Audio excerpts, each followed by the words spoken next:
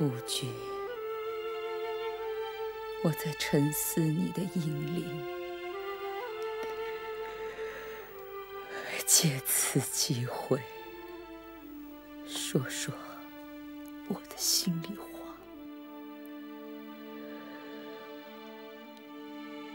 你看到台湾今日的形势了吗？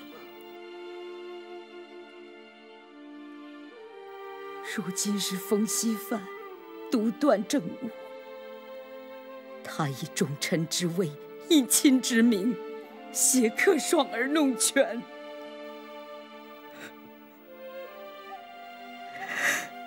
夫君，我向你的一领请责，将我们的儿子延平王、孙子坚固长护。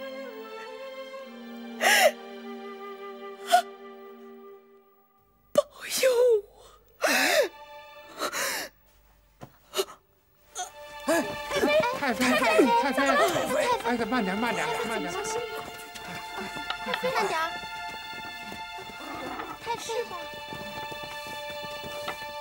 太妃吧。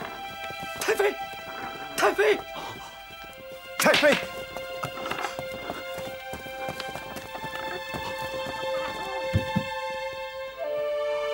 太妃，你怎么了？速去烹火，传我一旨，召刘国学，火速前来北苑别馆，告诉他我等着他。太妃，我知道了，你放心吧。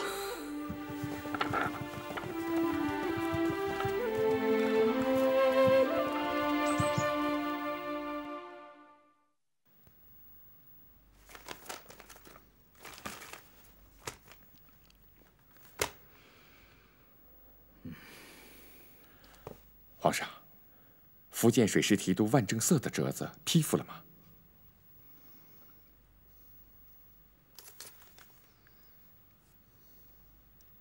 你听听这个万正色是怎么跟朕说的。他说海洋险远，边长莫及，说船舰难渡，还说台湾港口浅狭，无法停泊。最可气的是，他说海寇不可平。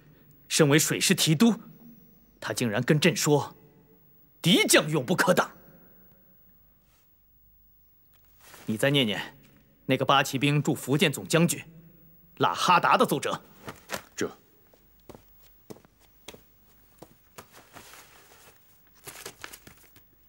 福建八旗兵驻军统帅喇哈达是这么起奏的。他也说，台湾乃荒芜弹丸之地。远出海洋，时不必取。一派胡言！这可都是朕的重臣，朕的将军。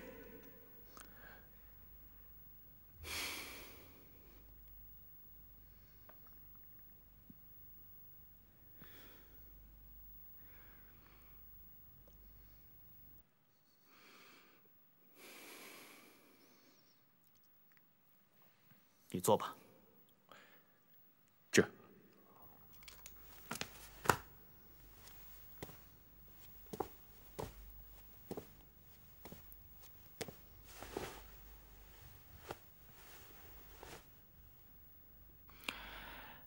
朕想来想去，想不明白，为什么宗室亲王和朝中重臣就非得逆着朕的意思行事呢？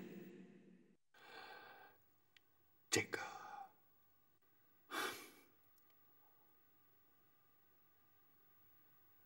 朕的问话有失检点了。是啊，你怎么好回答这个问题？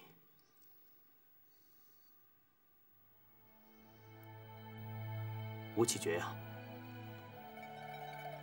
你在朕身边多少年了？16年了。16年。是啊，当时朕尚未亲政，朝政大权握在辅政大臣鳌拜的手里，真是惶惶度日。当时只有你守护在朕的身边。一转眼10几年过去，朕已经抚育天下，可还是惶惶度日。依然只有你守在朕的身边。朕有时也觉得自己真的是一个孤家寡人，也只有你最了解朕此刻的心境。皇上，这儿不是宫里，你不必拘束。今天好好和朕说说话。这，吴启觉，你觉得这海贼到底能不能招抚？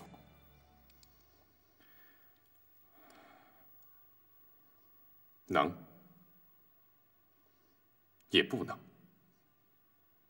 能，也不能。这话怎讲？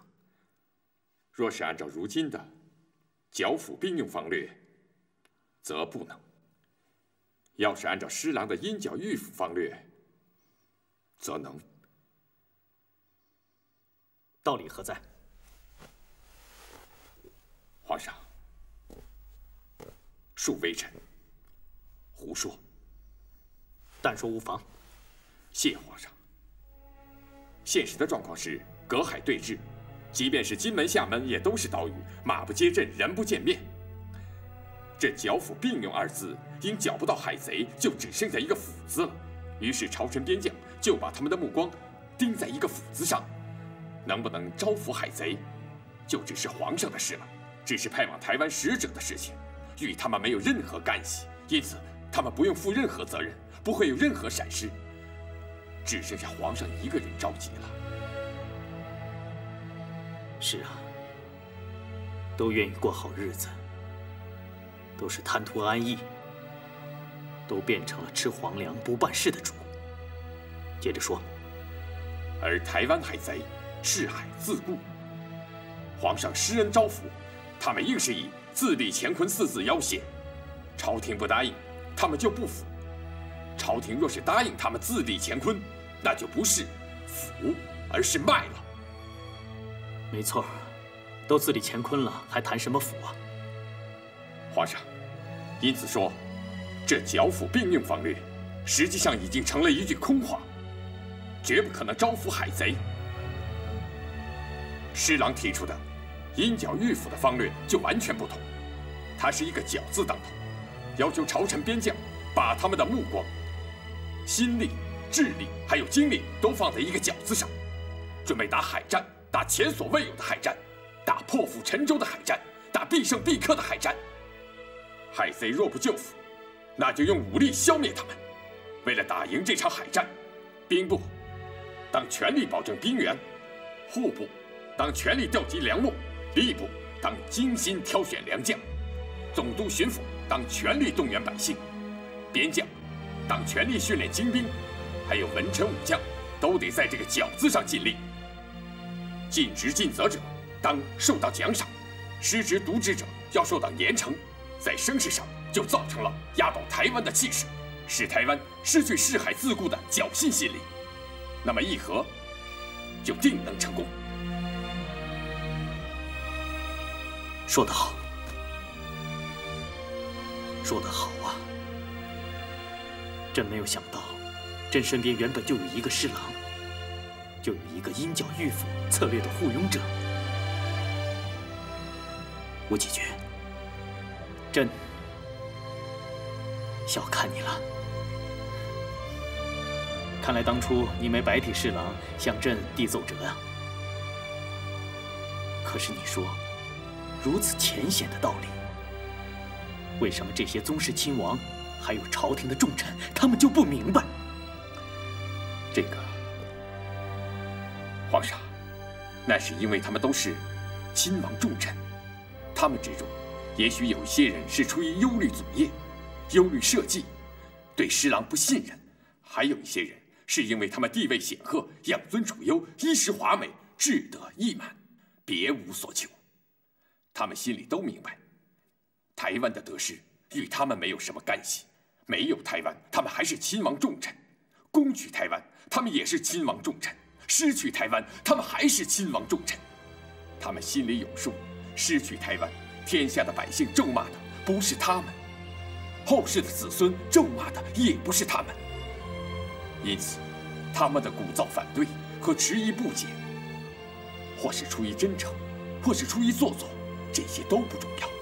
重要的是皇上，是皇上的不疑不惑，是皇上的决断，是皇上的天纵英明，是皇上的刻意图强，是皇上的壮志雄心。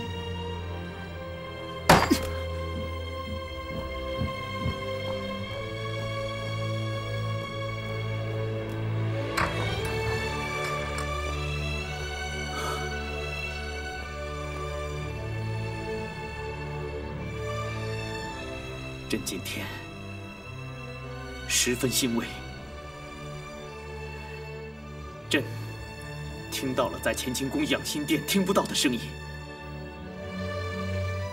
一个跟随朕多年的侍卫，竟然解开了朕心里重重的心结呀！你说的没错，真正延误决策选将的，不是朝中的重臣和宗室亲王，而是朕。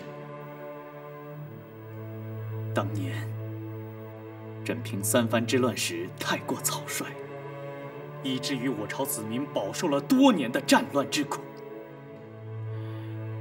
今日今时，朕不得不谨慎行事。朕也在想，这鹰角御府的方略到底行不行得通？朕也不知道，这施琅自知投台，到底意图何在？朕的顾虑太多了。用人之道，用则不疑。皇上，您是不是要启用施琅？朕还想再见见姚启圣，他向朕三番五次的推荐施琅，朕想听听这个时候他能说些什么。这朝中大臣除了姚启圣、李光地等3、5个人之外，都是对施琅抱有微词啊。臣以为，人云亦云者多，真正了解施琅的人没几个。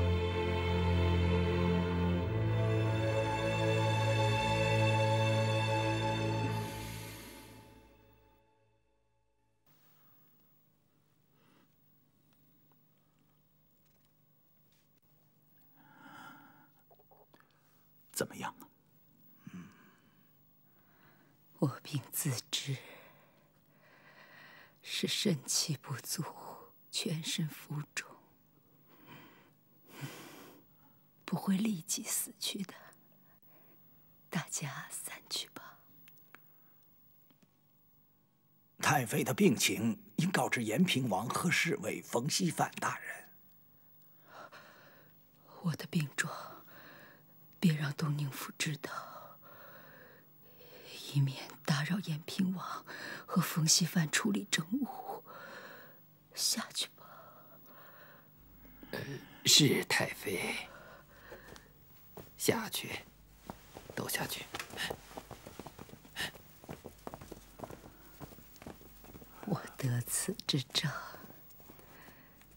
孟先生数月操劳，极力缓解，感念在心。谢先生了。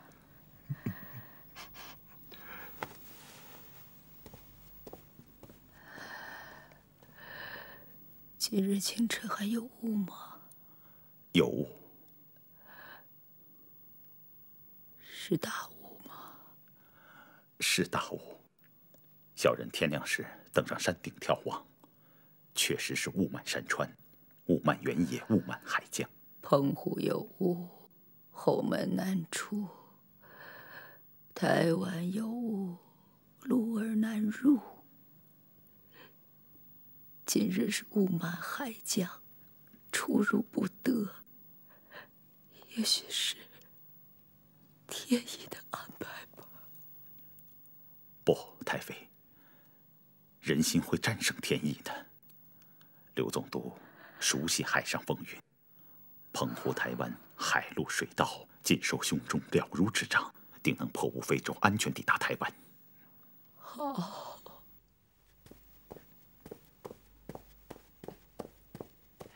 禀报太妃，侍卫冯锡范来到北园别馆，他特来向太妃请安。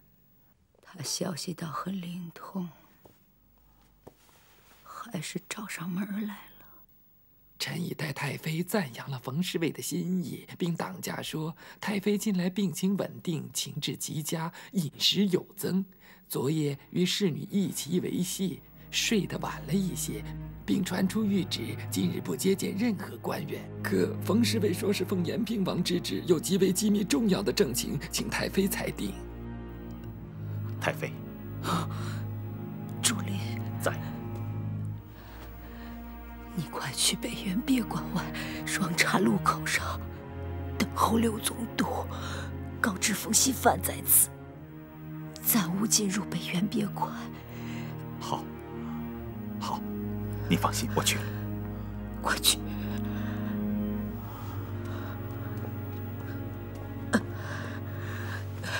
我要起来。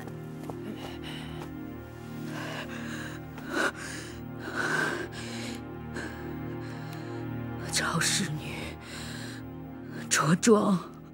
这万正色任水师提督，显然是不够格的。尤爱卿，你再向朕举荐一个人如何啊？皇上，臣已举荐4次，只有1名人选，侍郎。李光地说，施琅就是汪洋大海，汪洋大海就是施琅，这个说法未免有些过分了。不过你说施琅久蓄大志，这朕倒是相信。你说非他莫属，那福建官民又怎么说呀？回皇上，民省乡绅、文武兵民异口同声，都说能够统帅福建水师一举平台的只有施琅一人。非但我方，就是贼营中也都惧怕施琅。10几年前，朝廷裁撤水师，施琅卸任水师提督一职，台湾贼营中上下弹冠相庆啊！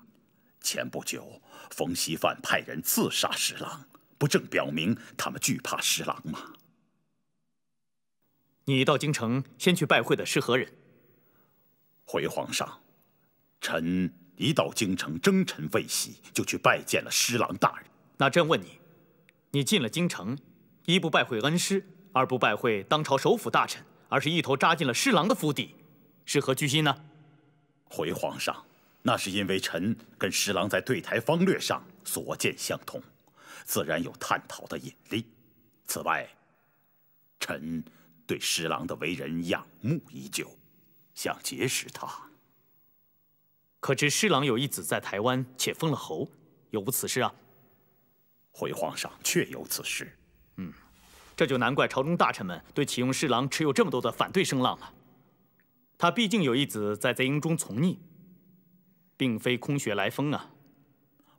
皇上，施琅虽有一子身陷敌营，可他却有6个儿子在京城啊。若是怀疑施琅因一子在台而会心生降敌之意，那么他就不顾在京城的6个儿子和100多口家眷的身家性命了吗？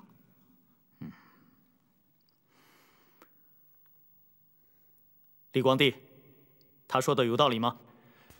有道理，非常有道理。谁要是交了姚启圣这个朋友，真是他的福分呐。据朕所知，你们才是1天的朋友吧？回皇上，臣跟施琅交友虽只有1天，可可却是心仪已久、深交多年了。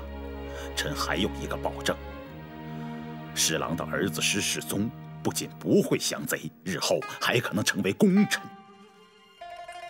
那你敢用你的顶戴花翎来替侍郎担保吗？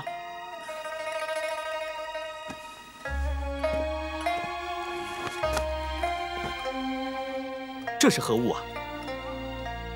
李光地，你看一下。这。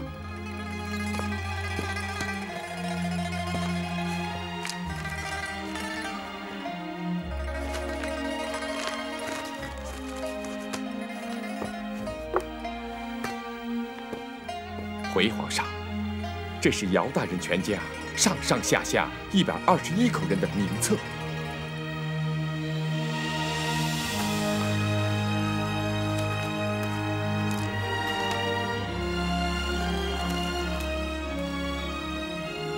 姚爱卿，你这是何意呀？回皇上，臣不只愿意顶戴花翎和一世功名担保，臣还愿意全家老少121口人的性命担保。若是日后侍郎有辱朝廷，但请皇上灭我姚氏满门。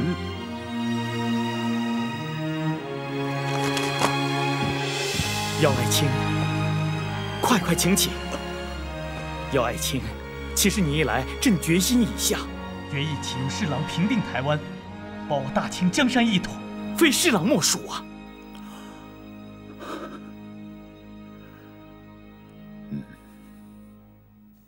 大人，老太妃不好对付啊，竟以仆役之躯把竹林庇护于北原别馆，在非常事变中使出奇招，把兵权交给了刘国轩呐。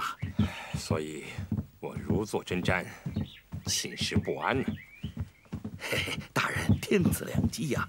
这个女人病倒了，快死了，该趁时趁势弄水弄火了。一切都决定于今日清晨的这次会见，我要探个虚实。洪将军请留步，太妃单独召见冯大人，请。是。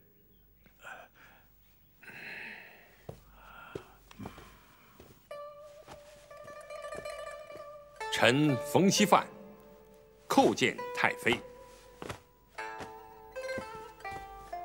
敬祝太妃圣体安康。啊，谢冯侍卫挂念，病逝之内，不必多礼，请起来吧。谢太妃。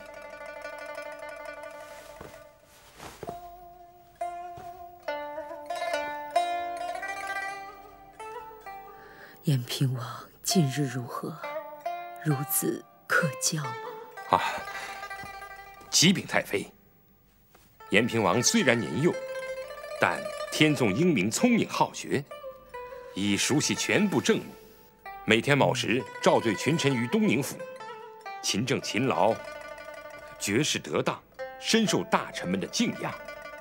今日清晨，臣来北原别馆请安，延平王还特谕臣来转奏太妃。理政之时，常思慈恩训诲，渴望太妃病情痊愈，驾临东宁府赐恩训导。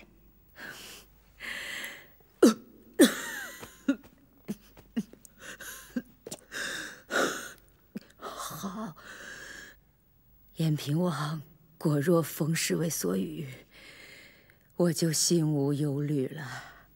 我卧病床榻，自顾不暇，还谈得上什么赐恩训导啊？我是心有余而力不足。其实王室家事，就你我二人身上，原是一体。延平王客双是我的亲孙子，也是你的女婿。我想冯侍卫对他的疼爱和关心，不会比我这个老而无用的老婆子少。今后所有教导延平王的事，全拜托冯侍卫操劳了。啊，太妃拜托之事，折杀老臣，臣断不敢因太妃恩赐而僭越，唯有以忠于先王、忠于太妃之心，辅佐延平王以成大业。太妃，今臣来此，除请安之外，更有一桩机密要事相告。什么事？朝廷有人图谋不轨，恐是奸细。图谋不轨的人是谁？冯侍卫，你大胆地讲。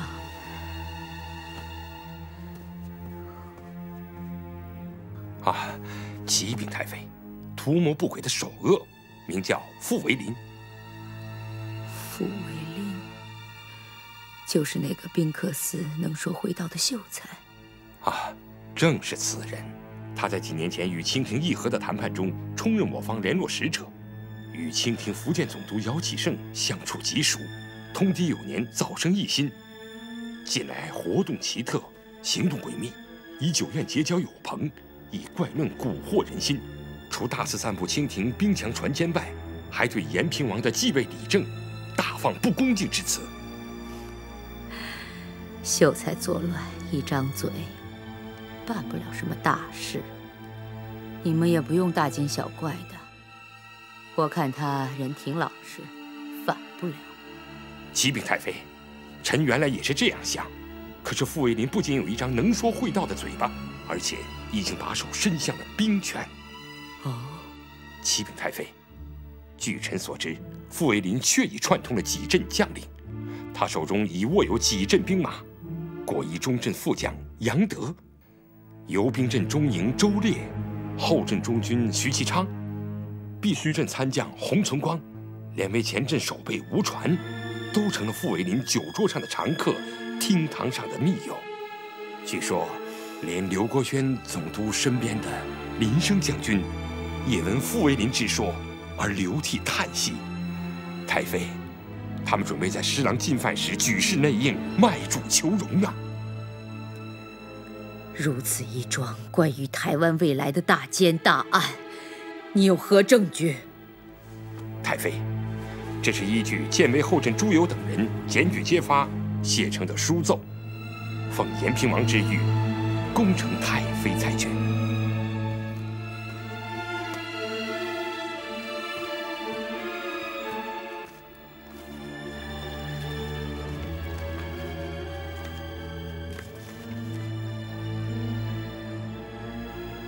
我看傅维林人挺忠厚的，反不了主。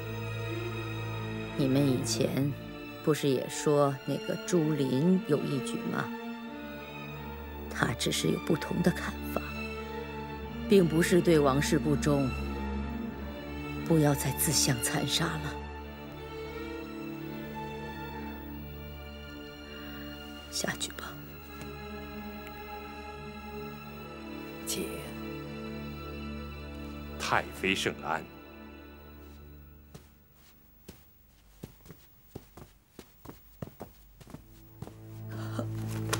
太妃，您慢点儿。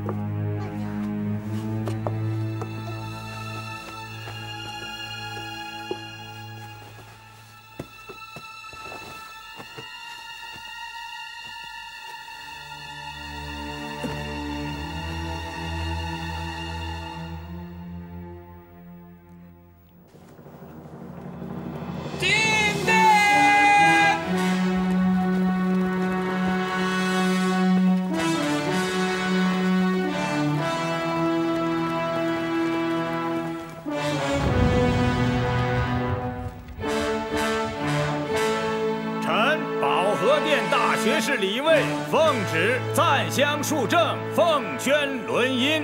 先请宗室诸王、内阁大学士、6部重臣聆听皇上颁发之谕旨。吾皇万岁！万岁！万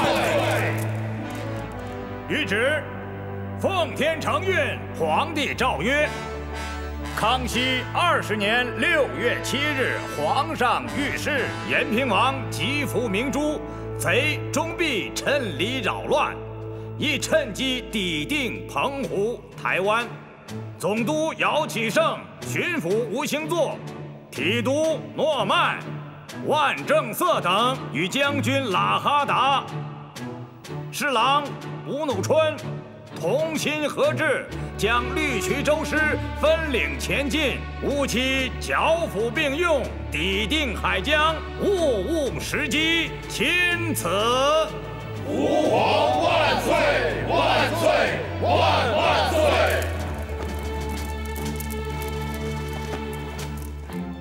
要打仗了，内阁及6部首务务必全心全意地投入打仗，为打赢这场战争竭尽全力。兵部应立即派出飞骑，火速传译福建总督、巡抚、提督及8旗兵马驻闽将军，令其演练水师，准备战船利舰，待命出发，严惩海匪。吏部当精心考察将领官吏，敢打敢胜者晋升，畏缩怯战者淘汰。户部应全力集结粮秣，保持供应，保证战争所需。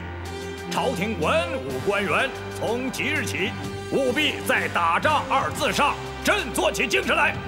请问吏部尚书巴泰大人，现任福建水师提督万正色将军能胜任其职吗？请问中和殿大学士兼兵部尚书涂海大人，兵部同意福建水师提督万正色将军所奏，断定施琅子侄归降台湾，有何依据？依据是探子的密报和万正色将军的推测。请问兵部侍郎吴努春大人，难道你就能保证万正色将军的推测不含有嫉贤妒能的动机吗？这个我不能保证。保和殿大学士坦元大人，内大臣施琅身居书房10几年，精心研读风训海潮，朝廷知海之人无除施琅其右者，请坦元大人代小人禀奏皇上，应启用施琅为水师提督。礼部侍郎韩大人所言极是，施琅心系台湾，志在平海。10几年前曾奏边患一境书，近臣所见书，今日思之，其所见所识依然大放光彩。今日台湾形势变化，再承因剿迂腐之方面，实为朝廷幕僚参谋中之大智者。若攻其台湾，以施琅为将，其功必克。武英殿大学士端范大人之论发人深思啊，与刑部侍郎汤斌大人、礼部侍郎韩大人相议相彰，均可整理成书，上呈皇上来阅。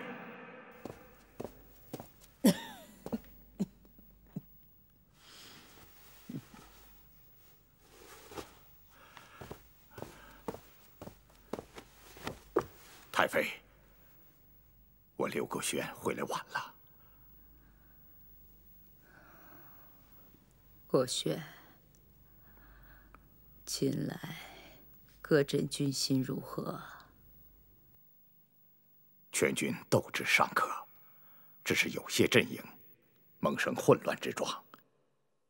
一是有些将领对朱林叛逆一案存有疑心，存有怨愤；二是有些忧虑自立乾坤之乱再起，趁机串联煽动。有这样的事。那傅维林呢？傅维林就是忧虑自立乾坤之论再起的一个。他人缘很好，与军中将领友好者私下议论，散布对某些重臣的不满，并得到有些将领的同情。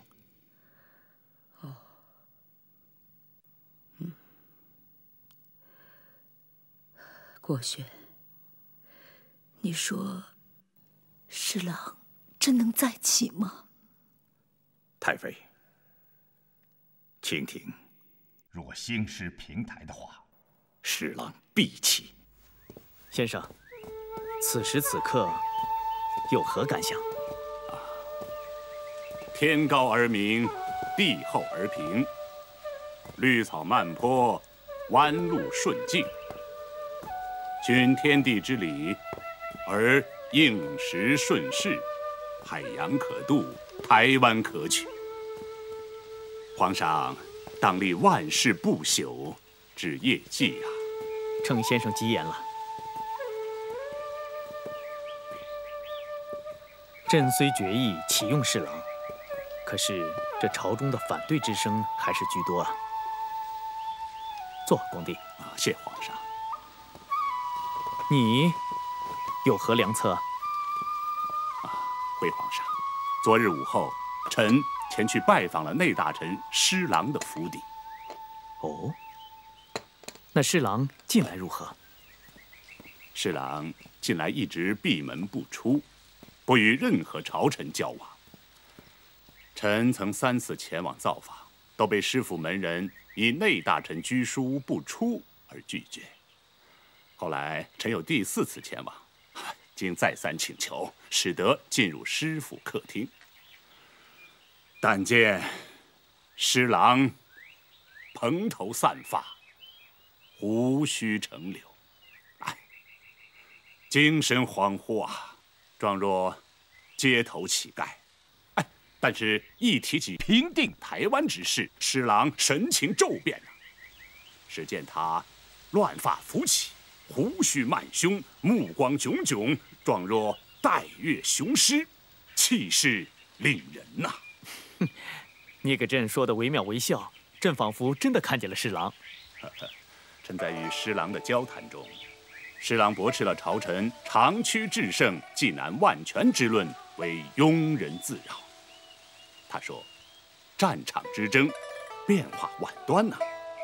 有7分制胜把握，即可与敌周旋；有8分制胜把握，即可与敌决战；有9分制胜把握，即可捣毁敌巢。所谓济万全，不过是一种空想罢了。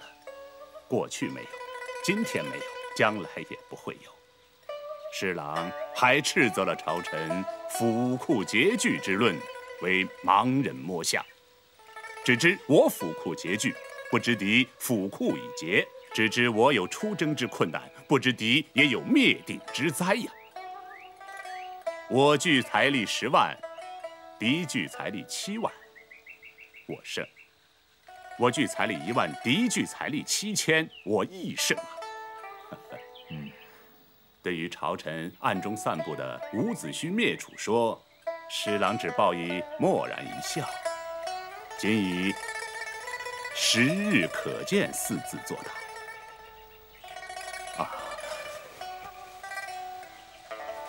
并将他的书奏托臣转呈皇上。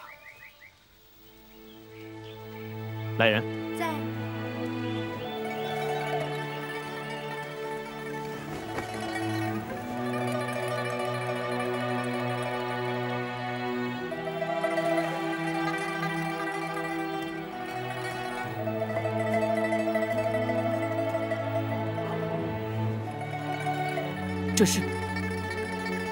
这是进军台湾所用的海图啊！正是。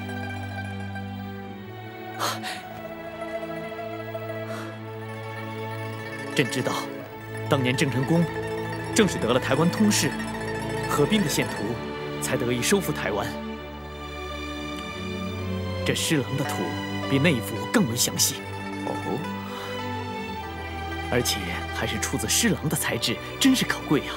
施琅在短短的时间能将此图绘得如此详细，真是不负朕的希望啊！皇上，施琅说，此图的绘制是以皇上之意借据台湾事体为准真，是在逼而不在打，以战逼和，不战更好。故不取急袭、奇袭、偷袭之法，而是示敌以刑，示敌以义，示敌以战法，以逼求和，达到不战而和的目的。对于台湾拒绝和平归顺后的登岛作战，在时间和作战方法上都留有极大的余地，留有和谈的充分时间和空间，切实做到皇上一再预示的仁至义尽。给朕收好了。是。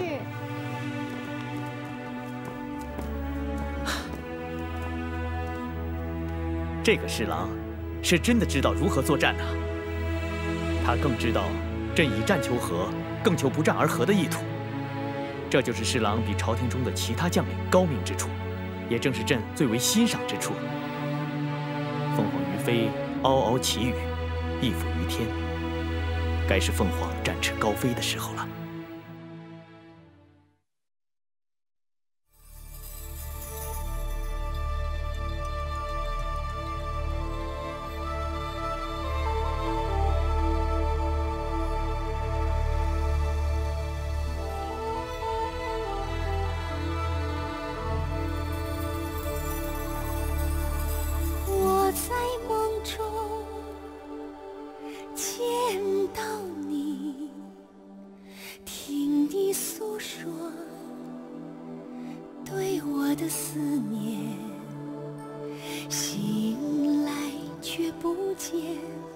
你的倩影，只见海天。